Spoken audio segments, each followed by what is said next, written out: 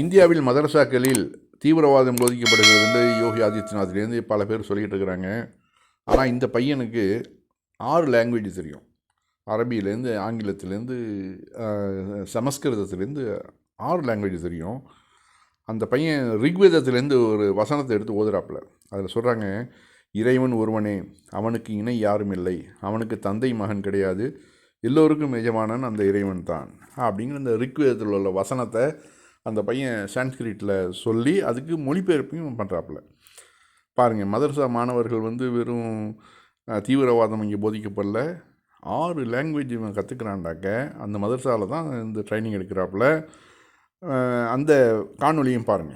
एको देवा सर्वभूते सगोरा सर्वभूतांतरात्मा। फिरोज को 6 भाषाएं आती हैं। क्या पढ़ाई की आपने संस्कृत में? किताब पढ़े थे, स्कूल में पढ़ते थे। वेद पढ़े? जी जी बोले।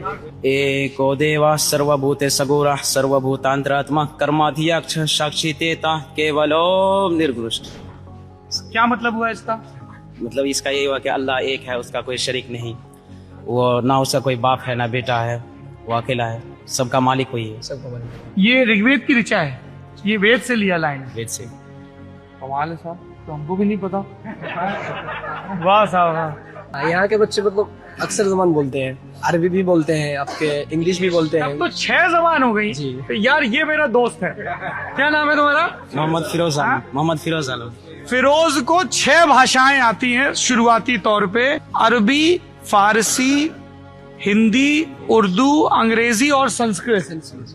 ஃபெரோஸ் என்ற இந்த மாணவனுக்கு 6 லாங்குவேஜ், அதாவது அரபி, ஃபார்சி, ஹிந்தி, உருது, இங்கிலீஷ், சான்ஸ்கிரிட் 6 பாஷைகளை பேசுகிறாப்புல இந்த பையன்.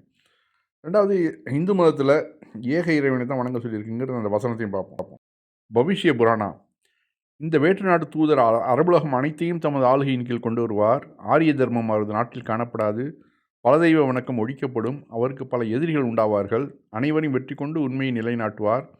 அவர்கள் தாடி வைத்திருப்பார்கள், மாமிசத்தை சாப்பிடுவார்கள், பன்றிக்கறியை சாப்பிட மாட்டார்கள், வேதம் அனுமதித்த அனைத்தையும் சாப்பிடுவார்கள், பிரார்த்தனைக்காக அழைப்பும் பாங்கு கொடுப்பார்கள், அவர்கள் முஸ்லிமான் என்று அழைக்கப்படுவார்கள். பவிஷ்ய புராணம் பிரதி சரக் பவர் காண்டம் 3 அத்தியாயம் 3 ஸ்லோகம் 10 27 வரை. எவ்வளோ அருமையாக நபிகள் நாயகத்தை பற்றி சொல்லியிருக்கு பாருங்கள். இது இந்து மத புராணங்களில் பவிஷ்ய புராணம் ரொம்ப ரொம்ப பழமை வாய்ந்தது.